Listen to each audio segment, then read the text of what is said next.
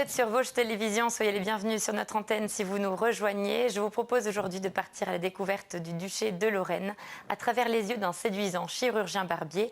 Avec le dernier roman d'Éric Marchal, Le soleil sous la soie, nous évoquerons également l'actualité littéraire avec nos libraires du mois et l'actualité bande dessinée. Mais tout de suite, place à En aparté avec Éric Marchal.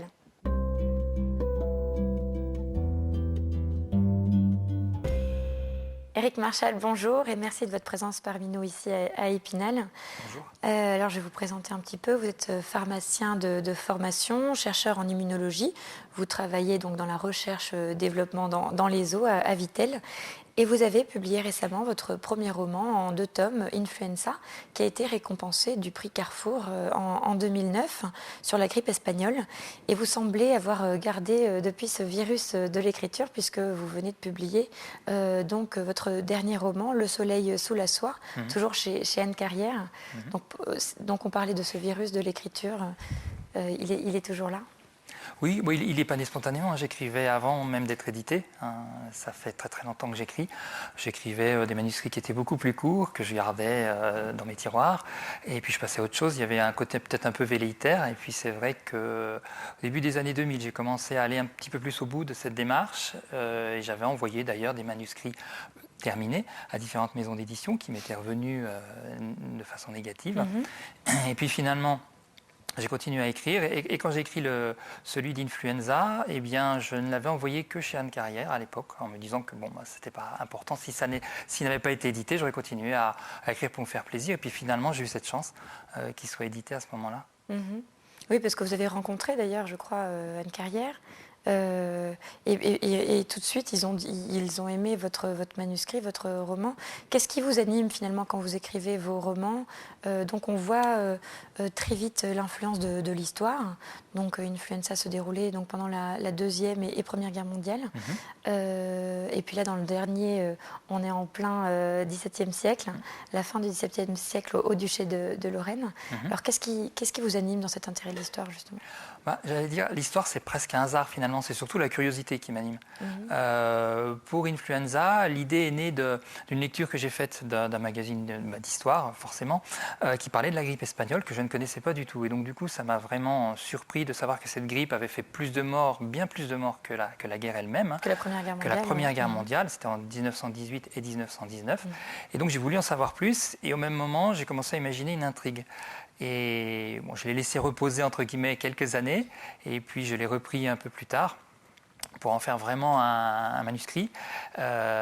Donc c'est surtout la curiosité. Ça aurait pu être une histoire qui se serait passée actuellement. Mais c'est vrai que l'histoire avec un grand H est tellement riche qu'à chaque fois qu'on parcourt certains documents ou certaines revues, on trouve toujours plein de petites choses qu'on ne connaissait pas, qui nous semblent absolument incroyables, dont on a envie de parler avec les autres, qu'on a envie de partager. Oui, et alors justement, on voit ça aussi dans Le soleil sous la soie, qui se déroule donc en Lorraine, dans la Lorraine du XVIe siècle. Alors vous avez parcouru vous-même la Lorraine, vous êtes lorrain, vous êtes originaire de Metz, vous avez vécu à Nancy, là vous êtes à Vittel, et on sent cet amour justement de la Lorraine dans Le soleil sous la soie. Oui, je connais bien la Lorraine puisque j'y ai toujours vécu en fait. J'ai passé donc mon enfance, mon adolescence en Lorraine, à Metz pardon. Et après j'ai été faire mes études à Nancy. J'y suis resté un petit peu plus longtemps. Et là maintenant ça fait 15 ans que j'habite dans les Vosges et où je m'y trouve très bien. Donc des aspects très différents parce qu'on le verra aussi au XVIIe siècle. Metz ne faisait pas partie du duché de Lorraine par exemple. Donc une histoire à chaque fois très différente mais extrêmement riche. Et encore une fois, c'est la curiosité qui m'a amené à situer l'action du soleil sous la soie en Lorraine, plus que le fait que je sois lorrain. Alors justement, l'intrigue, c'est intéressant. Donc on part du personnage d'un chirurgien barbier. Oui. Donc on découvre, en tout cas beaucoup comme moi, découvrent que les chirurgiens barbiers ne s'entendaient pas très bien avec les médecins. C'était un petit peu 2 ordres concurrents à l'époque. Concurrents avec quand même une très forte préséance des médecins. Les médecins considéraient les chirurgiens qui étaient des manuels comme leurs valets. Et donc en fait tout ce qui était acte manuel de la chirurgie de base et du traitement de base étaient faits par les chirurgiens barbiers. D'ailleurs, ils étaient même le siècle avant chirurgiens barbiers et perruquiers. Et la corporation des perruquiers s'est dissociée quelques années après. Mais c'est donc pour dire que vraiment, les chirurgiens étaient déconsidérés des médecins. Et moi, ce qui m'a vraiment intéressé dans cette période-là, c'est qu'on arrive à un moment où les chirurgiens commencent à prendre de l'importance par rapport aux médecins. Ils prennent de l'importance tout simplement parce que, à la base, ce sont eux les vrais soignants. Dans les villages, à l'époque, vous n'aviez pas de médecin, vous n'aviez pas d'apothicaire. Ils étaient dans les faubourgs, ils étaient dans les villes, mais vous aviez des chirurgiens ambulants. C'était vraiment eux qui étaient au contact de l'ensemble de la population, qui faisaient les soins dans les villages, ils faisaient office de médecins, d'apothicaires, de chirurgiens. Et donc c'était vraiment eux qui étaient très présents. Et en même temps, il y avait aussi beaucoup de guerres, et sur les champs de bataille, ce n'étaient pas les médecins de l'époque qui pouvaient aider ou soigner les blessés, c'était les chirurgiens. Alors c'était tout de même courageux, donc on imagine pour attirer le lecteur donc dans un monde de ce duché de Lorraine, à travers le personnage d'un chirurgien barbier, donc ça paraît un choix quand même assez courageux. Et puis on rentre dans cette histoire sans rien connaître à la médecine ou forcément à cette période. Très facilement, vous avez une écriture aisée, déliée et très distrayante. C'est un roman épique. C'est pas juste un roman historique parce que moi je suis pas un historien non plus. Ce qui m'intéresse surtout ce sont les personnages et leur vie au quotidien. Donc c'est un roman aussi un peu entre guillemets d'aventure. C'est un roman sentimental parce que j'essaye d'explorer les sentiments d'amour et d'amitié aussi entre les différentes personnes. Et surtout cette entre guillemets guerre entre les médecins un peu sur le déclin, du moins cette forme de médecine, qui était une médecine purement académique. Le médecin ne touchait jamais le malade. Les livres d'ailleurs étaient en latin. La plupart des chirurgiens ne faisaient pas d'études pour être chirurgiens. Ils faisaient juste une sorte de compagnonnage chez un maître chirurgien, alors que les médecins allaient à la faculté étudier en latin. Donc les chirurgiens n'avaient pas accès à ce savoir. Mais par contre, c'est une période où ils commencent justement ils peuvent faire des autopsies, alors qu'avant ils n'avaient pas le droit, c'était interdit par l'Église. Ils pouvaient même finir excommuniés ou être brûlés sur un bûcher, alors que là, à la fin du XVIIe, début du XVIIIe, ils peuvent faire des autopsies. Il y a des traités d'anatomie qui sortent, avec des planches qui sont fabuleuses de beauté, parce qu'elles étaient dessinées par des vrais artistes qui aidaient les chirurgiens. Donc on a vraiment un essor de cette chirurgie à ce moment-là. C'est ça qui m'a intéressé. Et la médecine en soi, c'est quelque chose que l'on retrouve donc dans votre œuvre, encore jeune, que ce soit dans Influenza ou ici dans Le Soleil sous la soie. On retrouve le personnage du médecin. Est-ce que cela vient de votre formation, donc d'être entre le romancier et le pharmacien? Écoutez, en fait, j'en sais rien, parce que ça fait plusieurs fois qu'on me pose la question, qu'on me fait cette remarque, et c'est vrai, donc je pense que consciemment, non, ce n'est pas voulu, mais inconsciemment, il y a peut-être aussi quelque chose, c'est un domaine où je me sens relativement à l'aise. C'est vrai que notamment pour les recherches, pour les 2 livres d'ailleurs, j'ai fait des recherches de tout ce qui était un petit peu médical. Et donc, comme j'ai eu cette formation, j'ai travaillé aussi 7 ans à la faculté de médecine au laboratoire d'immunologie à Nancy. Donc, j'ai un petit peu des notions de tous les termes médicaux. Donc, c'est vrai que ça m'a aidé quand même pas mal dans mes recherches. J'étais plutôt à l'aise. Et puis, il y a le côté humain aussi dans la médecine. Il y a le côté contact avec le patient. Donc, ça m'intéresse aussi énormément. Et on sent justement cette importance de l'humain dans vos personnages de fiction qui sont très ancrés justement parmi ces personnages historiques comme Léopold Ier notamment. Et ils existent. Il y a 2 histoires d'amour d'ailleurs très fortes dans ce roman. On sent effectivement l'importance de l'humanité de vos personnages. Par exemple, Léopold, c'est vraiment typique pour moi parce que Léopold, au début du manuscrit, je n'avais pas vraiment l'intention de le faire rentrer dans l'histoire comme personnage. Donc Léopold Ier, duc de Lorraine, fils de Charles V. Exactement. Ouais. Et Léopold, il s'est imposé à moi. Il s'est imposé à moi au fil de mes lectures parce que j'ai découvert un personnage absolument fascinant qui était très méconnu des Lorrains et surtout moi le premier. Le Léopold, je n'en connaissais quasiment rien à part son nom et le fameux cours Léopold à Nancy. Et en fait, j'ai découvert quelqu'un de... Effectivement, il avait des faiblesses, il avait des failles, il avait aussi beaucoup de force.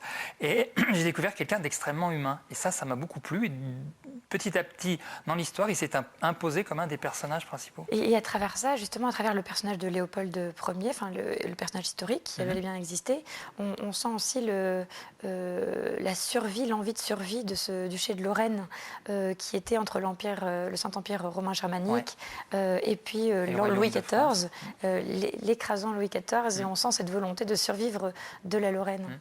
C'est aussi pour ça que ça m'a énormément intéressé de placer mon histoire dans cette toute petite période. Hein. Ça commence en 1694. Le duché est encore occupé à ce moment-là par les troupes françaises, principalement à Nancy, et jusqu'en 1703, fin 1703. C'est vraiment ce que j'ai appelé une parenthèse enchantée où, à un moment donné, le duché retrouve son indépendance, ce qui n'avait pas été le cas depuis bien longtemps. Il y avait eu 30 ans de guerre pratiquement juste avant. Louis XIV cède cette indépendance à un duché tout est à reconstruire. Le duc Léopold arrive dans ce duché, il ne l'a jamais connu. Il est né à Innsbruck, en Autriche, il est né en exil. Il a fait la guerre. Il a fait 4 ans de guerre, il a commencé la guerre, il va avoir 15 ans, il arrive dans son duché, il a 19 ans. Dont vous parlez d'ailleurs longuement dans le Soleil sous la soie. Il y a une grande parenthèse, si je puis dire, extra-Lorraine. Donc on est à Budapest, et là justement, les troupes se battent contre les Turcs. Oui. J'ai découvert qu'à l'époque, un certain nombre de Lorrains s'étaient exilés pour aller combattre avec ces troupes. Il n'y avait pas de troupes françaises à l'époque. C'était vraiment des troupes d'une coalition européenne contre les Ottomans, contre les Turcs, puisque les Turcs avaient occupé jusqu'à Vienne à l'époque. Alors comment vous faites dans Influenza? Le héros à un moment était à Shanghai, là on est à Budapest, jusqu'aux Turcs. Est-ce que vous vous déplacez physiquement pour écrire, ou d'où vient votre documentation finalement? Me déplacer, j'aimerais, mais je n'en ai absolument pas aujourd'hui les moyens. Elle vient de recherches à la fois dans des livres et aussi sur Internet. Alors Internet, il y a effectivement, on peut imaginer qu'il y a du bon, il y a du mauvais dans Internet, mais moi, il y a toute une partie qui m'intéresse énormément, notamment tous les sites de bibliothèques, par exemple, dans lesquels on peut aujourd'hui trouver un certain nombre de livres et les télécharger. Et après, pour les petits détails, on peut trouver sur des sites un peu plus marginaux, mais j'aime beaucoup, moi, le détail. J'ai besoin, ne serait-ce que pour écrire ou décrire une situation, des détails. Ou même l'habit, par exemple, je retrouvais dans votre livre Le Soleil sous la soie, un peu l'habit qu'on voit gravé avec tant de finesse par Jacques Callot, qui était un grand graveur justement de cette époque. Et puis j'ai vu aussi votre intérêt en arrivant ici, dans le fonds ancien de la BMI et d'Épinal, fasciné justement par tous ces volumes que nous avons autour de nous. Oui, j'avais jamais pu rentrer ici. Je connaissais la BMI, mais j'allais dire la partie supérieure. Et j'ai un peu fureté avant de commencer cette émission. C'est extraordinaire les livres qu'il y a ici. Ce sont vraiment des mines pour des gens qui veulent justement des détails de la grande ou de la toute petite histoire locale ou même nationale. J'ai vu qu'il y avait des mémoires d'un institut scientifique, il y a des mémoires derrière nous, il y a des mémoires juridiques, donc avec des comptes rendus d'audience qui datent du XVIIe, du XVIIIe siècle. Et moi, ça me donne plein d'idées. Pour de prochains romans, donc, je vais revenir vous avez une petite idée précise pour le prochain? Est-ce que ça sera toujours dans l'histoire ou dans le monde contemporain? Oui, parce que le prochain, il y a longtemps que j'ai un thème qui me trotte dans la tête, et en fait, il se situera une dizaine d'années avant la Révolution française. En France? En France, dans le royaume de France, un moment où vraiment on sent les ferments de cette révolution qui commence à entrer en jeu. Et ça, je trouve ça très intéressant. C'est le moment juste avant. C'est toujours très intéressant à étudier. Alors, on va jouer un petit jeu, si vous le voulez bien. Je vais vous donc dire quelques mots et vous allez me dire ce que ça évoque pour vous. Alors justement, le mot histoire. Histoire. L'histoire, en fait, ça peut être... Moi, c'est surtout curiosité. J'associe l'histoire à la curiosité. C'est vrai que quand j'étais jeune, enfant et adolescent, les cours d'histoire étaient passionnants ou alors complètement inintéressants en fonction du professeur. Je crois que c'est une matière qui est très difficile et qui dépend énormément du professeur. Parce qu'on peut nous apprendre l'histoire d'une façon absolument passionnante, et on peut aussi nous submerger de chiffres, de dates et de choses à apprendre par cœur qui finalement vont finir par nous écœurer. Et puis c'est aussi dans un certain sens certainement la mémoire aussi de l'humanité. Guérisseur. Guérisseur. Ouais. Moi, je repense toujours à Nicolas et à un autre personnage, en fait, qui est François Delvaux, qui pour moi est typique entre guillemets, du guérisseur. C'est-à-dire que c'est quelqu'un qui était aussi rebouteux, parce qu'il faisait vraiment tout à cette époque-là, qui était rebouteux, qui s'occupait de soigner les tout petits bobos comme des choses un petit peu plus compliquées.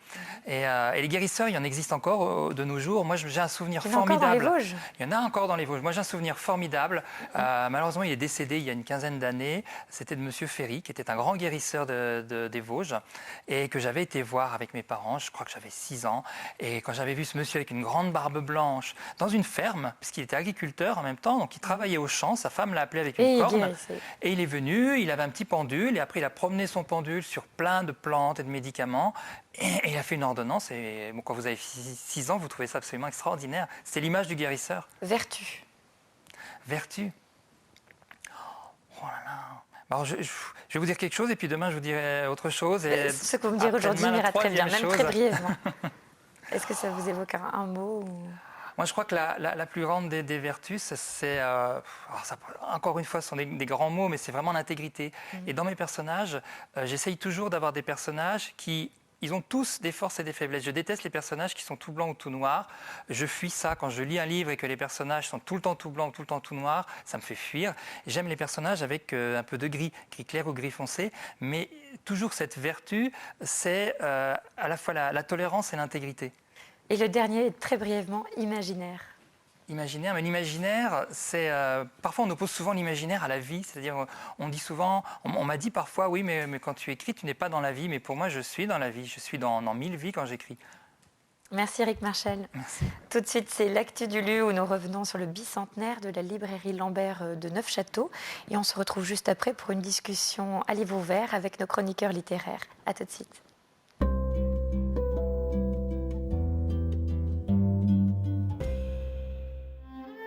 Sous le premier empire napoléonien naissait dans le cœur du bourg de Neufchâteau une librairie. En ce XXIe siècle, cet antre plein à craquer de belles lettres et d'histoires occupe toujours les mêmes murs. La librairie a été créée en tant que librairie en 1811, puisque c'était la famille Boucolin à ce moment-là qui était imprimeur et qui, dans ces lieux, a demandé l'autorisation au sous-préfet de Napoléon, puisqu'il fallait à l'époque une autorisation officielle, pour pouvoir vendre des livres et ouvrir une librairie. Donc la librairie existe depuis 1811 dans ces murs. En 2011, la librairie, qui est devenue depuis son rachat au début du XXe siècle par la famille Lambert le fleuron éponyme, fête cette année son 200e anniversaire. Une passion autant qu'un sacerdoce pour les hommes et les femmes qui l'ont fait vivre. Mademoiselle Lambert a repris la librairie, elle a commencé à travailler, elle avait 17 ans avec son papa et quand il est mort, elle en avait 30. Donc de ses 30 ans jusqu'à sa mort, elle est restée ici. Elle a travaillé jusqu'au bout, parce qu'il n'était pas question de s'arrêter, pas question de retraite. Pour elle, ça représentait énormément. Elle disait toujours que ce n'était pas un métier, que c'était un violon dingue. Un violon d'Ingres est une obsession. Derrière la façade au vers Napoléon, qui a gardé son charme d'antan, la survie étonnante de cet antidote à la manie numérique passe par une détermination sans faille. Ni dans les Vosges, ni effectivement en France, il y a peu de librairies qui ont pu perdurer et continuer. Il faut aimer les livres, parce que c'est vrai que c'est un travail un petit peu titan. On reçoit des tonnes de livres pour certains mois, et donc il faut être passionné par ce qu'on fait, par le monde du livre. Les heures de la librairie comptent, mais aussi c'est les heures à écouter des émissions littéraires, à lire des revues littéraires, à passer, à être imprégné de lecture et de livres. En ce samedi matin d'automne, entre les rayons de savoir, de loisirs et d'échappées littéraires, la librairie ne se désemplit pas. Un hommage, tout en discrétion quotidienne, aux vertus d'un établissement qui a su attirer les néocastriens de souche, de passage ou de retour, pour, on l'espère, de très nombreuses années encore.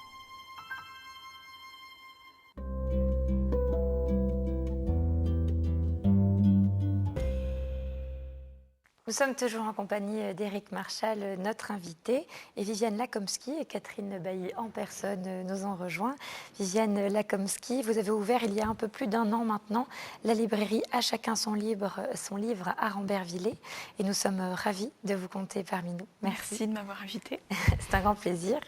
Donc après Sylvie Rigollet le mois dernier, la librairie Lambert de Neufchâteau nous fait cette fois l'honneur avec vous de sa présence, avec vous Catherine Bailly, comme nous venons de le voir dans ce reportage. Donc votre librairie fête cette année son bicentenaire. C'est un sacré anniversaire et un sacré défi. Oui, de pouvoir proposer aux néocastriens comme ça des livres qui nous ont plu, qu'on a aimés, et pouvoir leur en proposer encore, c'est vraiment quelque chose qui nous motive et j'espère effectivement pendant encore de nombreuses années. Pour vous, Viviane Lakomski, ça doit être un peu presque un rêve, 200 ans, vous qui venez d'ouvrir votre librairie. Effectivement, je suis déjà très heureuse d'avoir passé aussi bien et avec autant de joie et de lecteurs la première année. Je souhaite évidemment que la librairie À chacun son livre ait au moins la même longévité que la librairie Lambert, mais je crois que ça tient peut-être de l'utopie aussi. Oui. Mais c'est un métier qu'on n'exerce pas sans être capable de rêver beaucoup. Oui, on l'a vu, on parlait de sacerdoce ici dans le reportage, effectivement, Passion. on sent que c'est voilà, une passion. Il faut être habité par les livres. Vous l'avez ressenti, cette passion, Éric Marchal. Je sais que vous êtes venu à plusieurs reprises présenter donc vos livres à la librairie Lambert à Neufchâteau. C'est vraiment un endroit que j'adore parce que à la fois ça sent bon le bois et le papier, comme je le dis à chaque fois. Effectivement, elle a conservé son caractère d'antan au niveau des boiseries et les livres sont là parmi nous, un peu comme dans cette bibliothèque ici, mais en plus petit. Et surtout, les gens sont extrêmement sympathiques. Les gens qui viennent discuter des livres. Et on ressent aussi une très belle connivence entre le libraire et les lecteurs. Et ça, c'est vraiment extrêmement agréable. Et j'y reviens tous les ans avec plaisir. Pour présenter justement vos nouveaux romans. Oui. Alors, nous allons parler justement d'actualité littéraire. Nous allons commencer avec vous, Viviane, si vous le voulez bien. Alors, quel livre avez-vous ouvert pour nous ce mois-ci ? Alors, dans les ouvrages de la rentrée littéraire, il y en a un qui a particulièrement attiré mon attention, qui est en l'occurrence le Turquetto de Metin Arditi. Je ne suis pas la seule dans ce cas-là, puisque lors du livre sur la place à Nancy, l'ouvrage a été récompensé par le prix des libraires de Nancy. Le point de départ de l'ouvrage est un point de détail sur le portrait de l'homme aux gants du Titien qui est actuellement conservé au Louvre. On peut repérer, si on est très très très attentif, une légère différence de couleur entre la première lettre T et les lettres suivantes du nom Titien. Et c'est dans cette petite faille que s'engouffre Metin Arditi pour nous proposer l'histoire parfaitement imaginaire et extraordinairement vraisemblable. Du Turquetto. Du Turquetto. Alors, qui est ce Turquetto ? Alors déjà, c'est un très beau nom qui évoque beaucoup de choses. Alors, qui se cache derrière ce nom ? C'est un personnage pour le moins extraordinaire, puisqu'il s'agit d'un petit garçon au début du livre, né juif, fils d'un marchand d'esclaves, puisque c'était la seule profession autorisée aux juifs dans la Constantinople de l'époque. Et comme nos spectateurs le savent peut-être, la religion juive interdit la représentation des êtres animés. Or, Élie sent en lui un besoin, une passion viscérale de peindre, et pour y arriver, il va devoir mentir et tricher sur son identité. Il va d'abord se faire passer pour un grec orthodoxe, puis pour un chrétien, et va connaître une carrière extraordinairement florissante dans la Venise du XVIe siècle. Oui, parce qu'il devient un personnage effectivement très important, presque à égal du maître, donc de Titien. Est-ce que c'est pas dur pour lui quand même justement ce changement de religion ou cacher son identité ? Est-ce qu'on ressent un peu cette douleur aussi ? Alors, sans vouloir dévoiler les clés du livre, puisque effectivement ce changement d'identité va être à la source de nombreux rebondissements de l'ouvrage, Élie devenu Elias, va effectivement en souffrir. En même temps, ça va être une immense richesse pour lui, qui va nourrir là encore son œuvre. Et c'est un personnage assez passionnant que j'ai très envie de rapprocher d'un autre livre de Yasmina Khadra, qui est l'auteur dont on va parler bientôt avec Catherine Bailly pour son nouveau roman. Mais alors là, il y a un rapprochement intéressant avec un personnage d'un livre de Yasmina Khadra. Alors lequel ? Voilà, le roman qui est passé en poche depuis chez Pocket, qui s'appelle Ce que le jour doit à la nuit, et on retrouve de la même manière un petit garçon qui naît en s'appelant Younes et qui va devenir Jonas pour accéder au savoir, à la culture et à l'instruction qui étaient alors uniquement réservées aux pieds noirs dans l'Algérie française. Et pour revenir au Turquetto, c'est aussi une très belle plume, une plume justement aisée, facile et qui nous plonge complètement dans cet univers de la Renaissance italienne. Voilà, je crois que c'est ça qui est important à dire. On n'est pas dans un roman historique fastidieux à lire, au contraire, la plume est très alerte, c'est vif.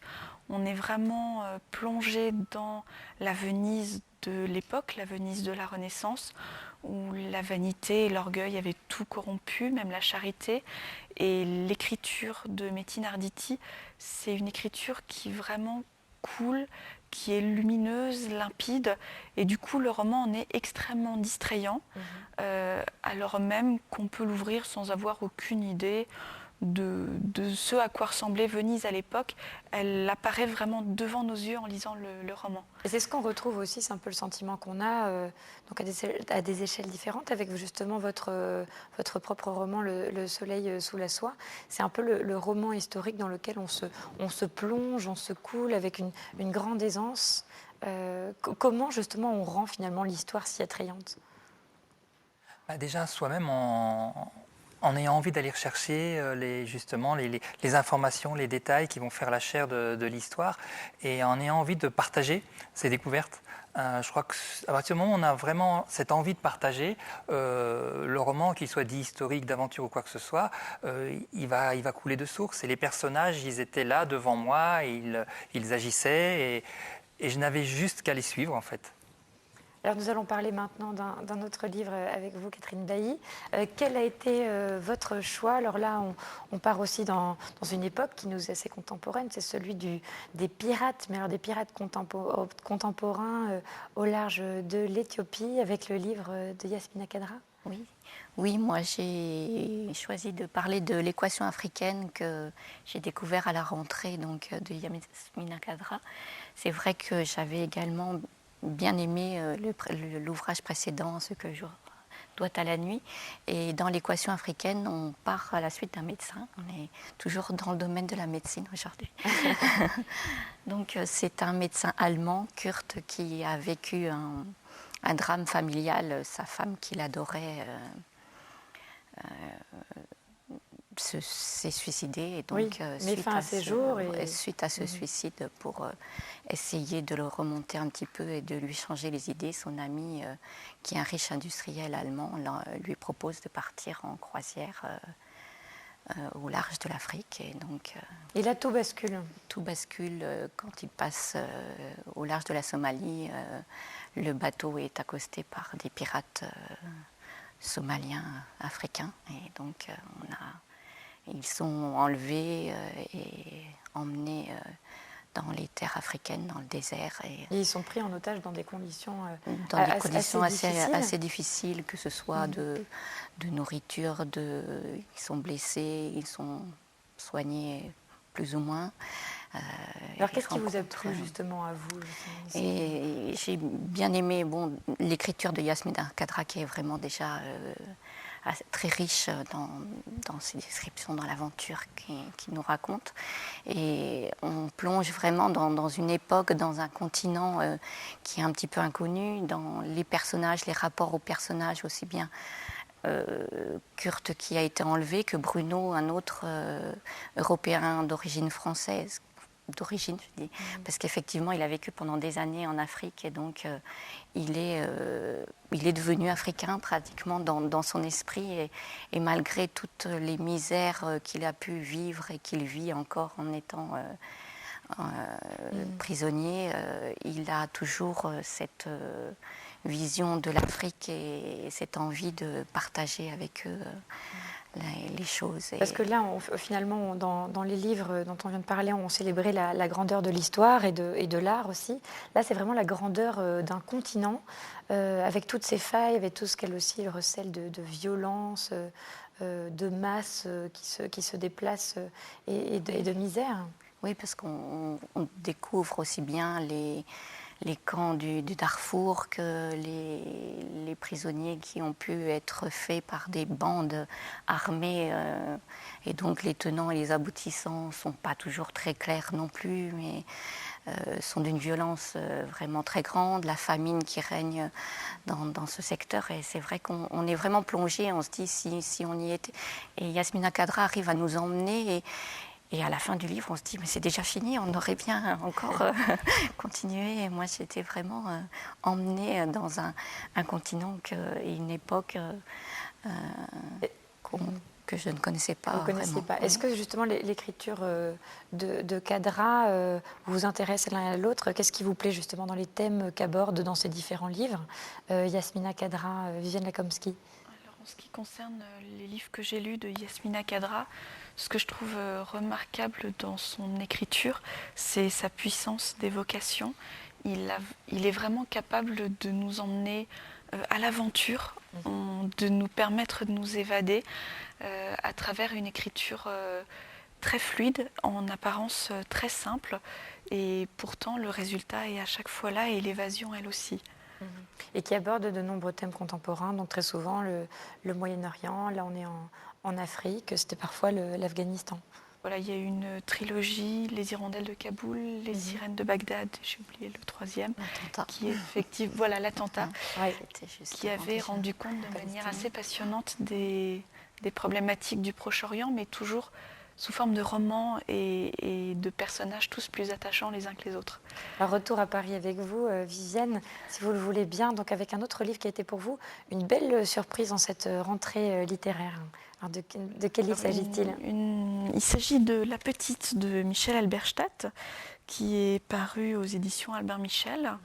Alors en réalité, c'est une surprise qui m'a été confiée par un lecteur qui avait beaucoup apprécié l'ouvrage et qui me l'a conseillé avec beaucoup de passion, alors que la thématique me laissait... ne vous intéressait pas trop? Même pas du tout, elle me rebutait complètement, puisqu'il s'agit d'un livre sur la dépression enfantine.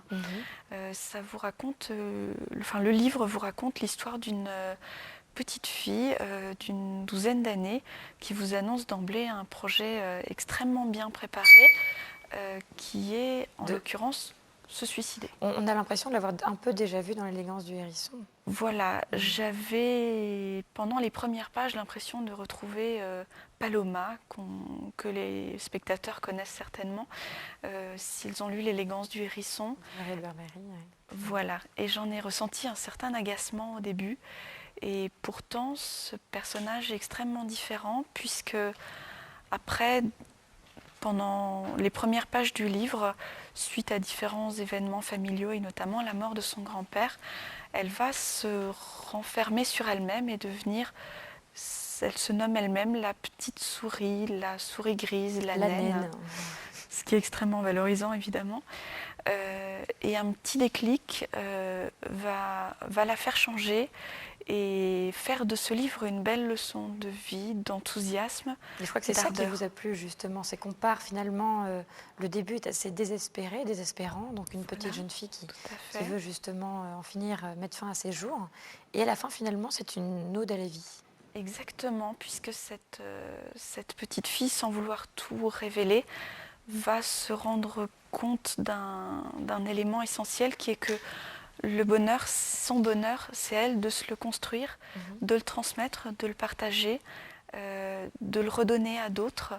Et du coup, ce livre qui était parti d'une thématique vraiment pas réjouissante devient vraiment un livre bonbon qui fait du bien et qu'on lit avec beaucoup de plaisir. Avec une écriture d'une grande finesse, une grande légèreté aussi.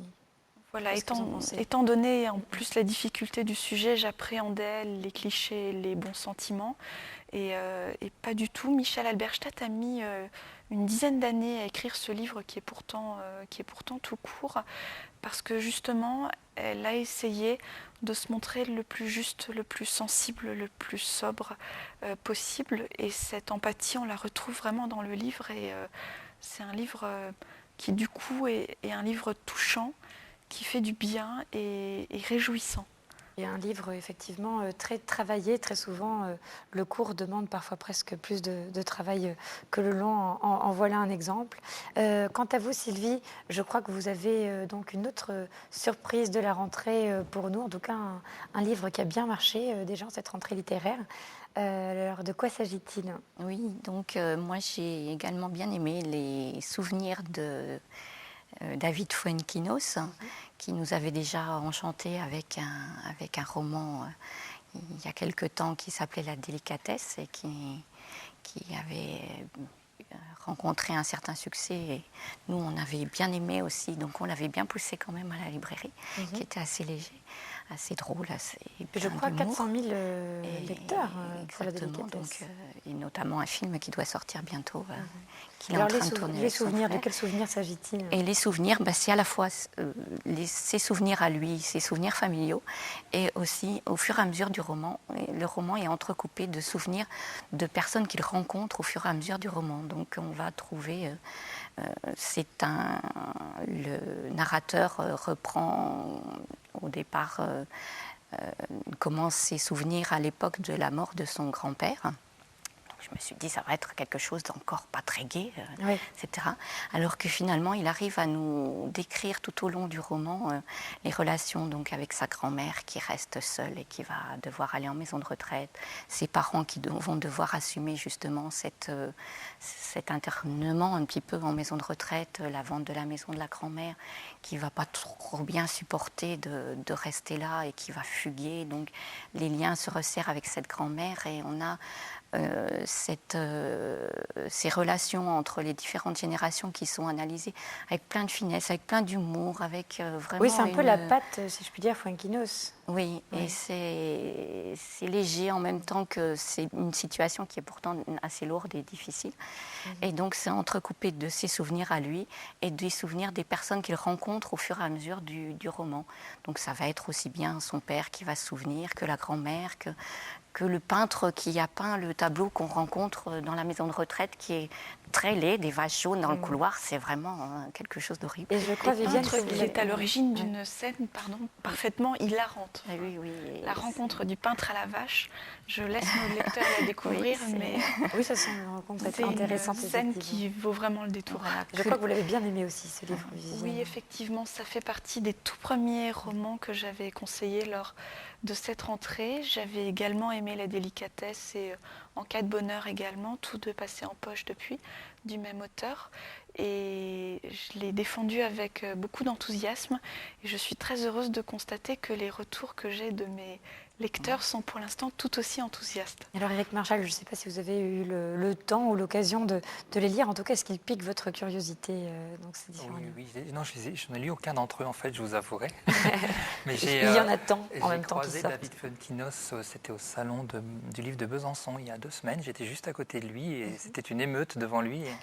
Mais c'est quelqu'un de très très gentil, qui a un très très bon contact avec les lecteurs et qui conseillait en fonction de la personnalité des gens, le livre qu'ils pourraient lire de lui. Donc ça me donne aussi très envie de lire. J'aime beaucoup les livres qui ont un souffle, qui ont une force, qui ont une énergie, quelle que soit la taille du livre. Il n'y a pas besoin d'un livre de 600 pages pour donner de l'énergie. Parfois, dans des livres très très courts, on ressent aussi... Mais on aime aussi parfois les livres de 600 pages et plus, comme les vôtres, dans lesquels on aime se couler. Alors justement, j'aimerais bien qu'on parle un petit peu avec vous donc de la jeune œuvre d'Éric Marchal. Donc par exemple, avec vous, Catherine, vous avez suivi donc ces livres les uns après les autres. Vous avez accueilli Éric Marchal donc à 3 reprises dans votre librairie. Oui. Qu'est-ce qui vous plaît dans cette littérature ? C'est vrai que tout à l'heure, je parlais de Yasmina Khadra, je disais on est vraiment dans l'action, on est dans le roman, dans le lieu.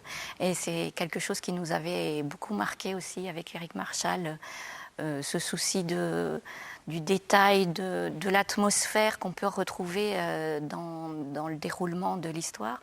Et on est vraiment dans le livre tout en étant... emporté par l'action, parce que ce soit Influenza dans les 2 volumes ou que ce soit dans le dernier, on est sur effectivement les champs de bataille. On était pendant la guerre à Saigon et on est vraiment...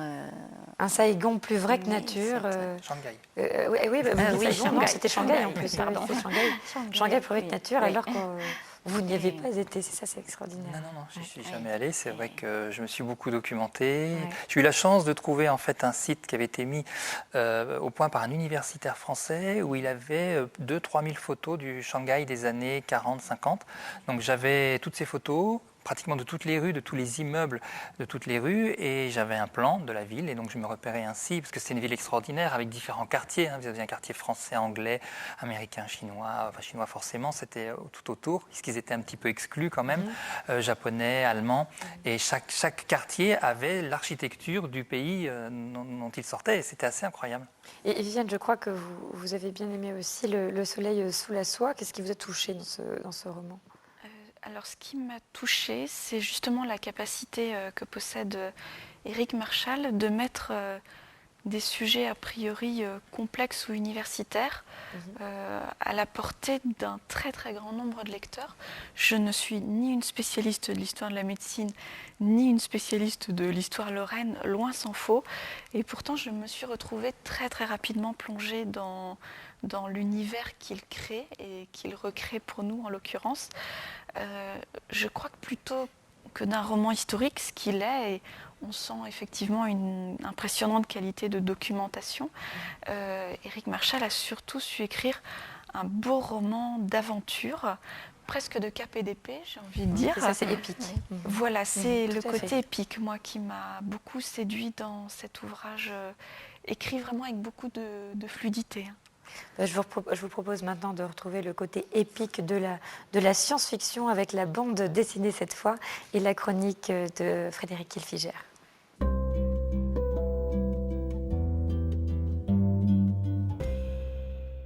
Bonjour Frédéric Kilfiger, donc c'est la case à bulles, la case à bande dessinée. Aujourd'hui, je crois que vous voulez nous parler de science-fiction.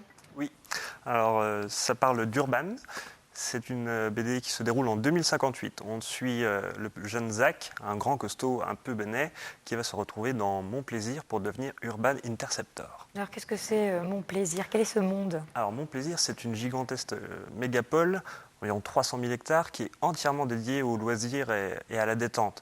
Les terriens et d'autres planètes viennent passer leurs vacances ici. Tout est permis, il n'y a quasi pas de limite, puisque la cité est régie par une intelligence artificielle, Alice, qui est aidée par un humain déguisé en lapin, Springful. Et du coup, ils peuvent surveiller tous les larcins. Donc voilà, donc pas de limite, il y a quand même la limite des policiers, comme Zach par Oui. exemple. Alors, les policiers héros. ne sont là que pour s'occuper des crimes les plus graves. La plupart du temps, ils n'ont pas à intervenir. Sauf que là où ça devient intéressant, c'est que Mon Plaisir étant dédié au plaisir, les policiers font aussi partie du spectacle. Est-ce que ce policier va réussir à attraper le voleur? Est-ce qu'il va se prendre des coups? Va-t-il mourir? Donc on est en pleine télé-réalité. Oui, c'est un peu ça. Justement, Luc Brunswick livre un scénario très malin, comme il a l'habitude de le faire. Et en fait, il appuie là où ça fait mal dans notre société actuelle. On a la dérive de l'individualisme, du plaisir à l'outrance, de l'immédiateté. C'est pas parce que c'est de la science-fiction, c'est complètement fantaisiste, quoi. Et puis de la pub aussi, on voit cette jeune fille très belle d'ailleurs, qui est tatouée de partout, de signes, donc de soda très connus, partout sur son corps. Oui, c'est vraiment la société. Mon plaisir, c'est la société de consommation poussée à son extrême, à son paroxysme. Et c'est justement ce que dénonce un petit peu Luc Brunswick dans son livre. Et puis c'est aussi une certaine vision de la ville. Oui, alors justement, c'est tentaculaire, c'est monstrueux, c'est énorme. On est dans de la science-fiction urbaine, un petit peu à la Blade Runner, ambiance Ridley Scott et Zelazny, Philippe K. Dick. C'est vraiment très, très impressionnant de maîtrise. Et qu'est-ce que vous avez pensé du dessin? C'est un dessin qui a une patte certaine, qui est très reconnaissable. Le dessin profite vraiment énormément du grand format. Roberto Ricci, un Italien très doué, profite pleinement de son grand format et il livre des planches saturées de détails. Oui. Sans pour autant que... C'est vrai, parce que quand on lit, donc déjà l'intrigue donc, est assez riche, mais en plus il y a énormément de détails dans le dessin, dans l'illustration. On peut passer des heures et des heures à détailler chaque case, puisque cette ville étant dédiée au plaisir, tout le monde peut s'y déguiser. On peut repérer énormément de références à la culture populaire. La couverture est un jeu à elle toute seule, rien que pour décrypter tous les personnages. Et puis alors, changement d'univers complet, avec donc l'autre bande dessinée, l'autre album que vous avez choisi pour nous. Alors c'est Monsieur Mardi Gras des Cendres d'Éric Liberge. C'est un petit peu mon auteur fétiche. On va dire que celui-là, c'est celui qui m'a fait passer de la bande dessinée, on va dire jeunesse, à l'adulte.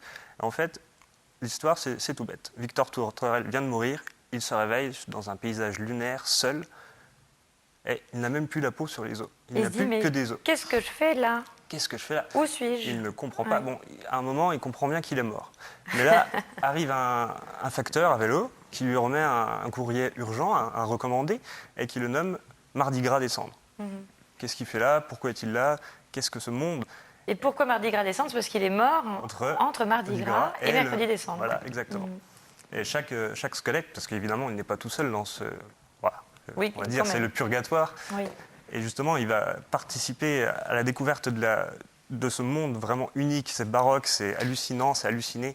Les dessins sont fantastiques. C'est des grandes planches avec beaucoup d'action, bizarrement, et beaucoup de vie, alors que tous les protagonistes sont morts depuis des siècles et des siècles. Mais qu'est-ce qu'ils sont vivants? On voit votre héros Mardi Gras des Cendres. Il est furieux, il est révolté. Il se demande, mais qu'est-ce que je fais dans cet univers, ce purgatoire qui ne ressemble à rien? Il ressemble à rien et à tout en même temps, puisqu'il y a beaucoup de vie dans cette mort. C'est justement ça l'intérêt de cette bande dessinée, c'est de découvrir ce monde en même temps que Victor Tourterelle, Monsieur Mardi Gras des Cendres. Alors Éric Marchal, après le roman historique, je crois que vous avez écrit aussi au tout début des contes. Est-ce que la science-fiction vous intéresse? Oui, j'ai un manuscrit qui est pas fini, Ouais. et qui j'espère un jour sortira, qui se situe quelques années, dans quelques années, dans une trentaine d'années, dans une mégalopole évidemment, parce que c'est malheureusement ce vers quoi aujourd'hui on tend. Mais bon, plus je vais tarder, plus ça va devenir la réalité, donc il va falloir que je me dépêche. Il faut que vous dépêchiez. Est-ce que, et puis alors vous, je vous interroge, est-ce que ça vous intéresse aussi dans les livres que vous proposez cette année? Est-ce qu'il y en aurait un, par exemple, de science-fiction qui se serait détaché? Pas forcément. C'est pas votre truc, Vivier? C'est pas ma tasse de thé. Pas votre tasse de thé. Et vous, Catherine, pas forcément. On est resté les pieds sur terre dans l'histoire, dans le contemporain, mais on n'a pas été dans le futur. Alors on va aller voir, je pense, en En BD. tout cas, c'est vrai, Frédéric, que dans la bande dessinée, mais aussi ailleurs, comme on le voit aux Imaginales, c'est un monde extrêmement plaisant. Et puis, ça fait réfléchir. Souvent, oui. Très souvent. C'est bientôt la fin de cette émission. Mais Éric Marchal, j'ai une petite question pour vous. On aime bien ici savoir quel est le livre de chevet des auteurs que l'on reçoit. Alors ce sont ou des livres lus et relus que l'on ne quitte pas, ou alors ce sont les livres tout simplement qui sont sur notre table de chevet à l'heure de s'endormir. Quel est le vôtre? Il y est vraiment physiquement, puisque du coup je ne l'ai pas amené. Il est toujours à côté de mon lit. C'est Banquise, au pluriel, de Valentine Gobi. Qui est une histoire, alors je ne l'ai pas encore tout à fait fini, mais c'est une écriture que j'aime beaucoup déjà. Et l'idée est intéressante parce que c'est l'histoire d'une jeune femme, Lisa, qui va rechercher sa sœur Sarah, qui a disparu depuis plusieurs dizaines d'années, mais elle n'a pas disparu n'importe où, elle a disparu au Groenland, dans un endroit où tout est blanc, où les sons se parcourent l'infini sans être jamais arrêtés. Donc il y a une description de cette petite ville au nom imprononçable, donc je ne m'y tenterai pas. Et d'ailleurs l'auteur y est vraiment allé. Elle a passé 7 mois au Groenland pour écrire son livre. Donc c'est vraiment à la fois pour l'atmosphère et pour l'histoire elle-même, parce qu'il y a beaucoup d'émotions dans cette histoire, sur la disparition, l'absence.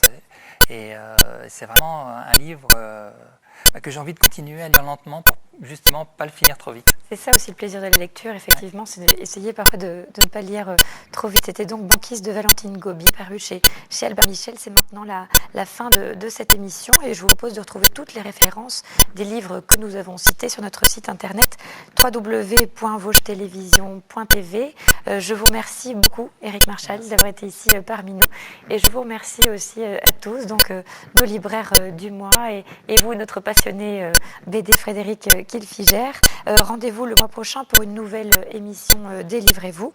D'ici là, éteignez votre poste de télévision, s'il vous plaît. Élisée, bonsoir à tous.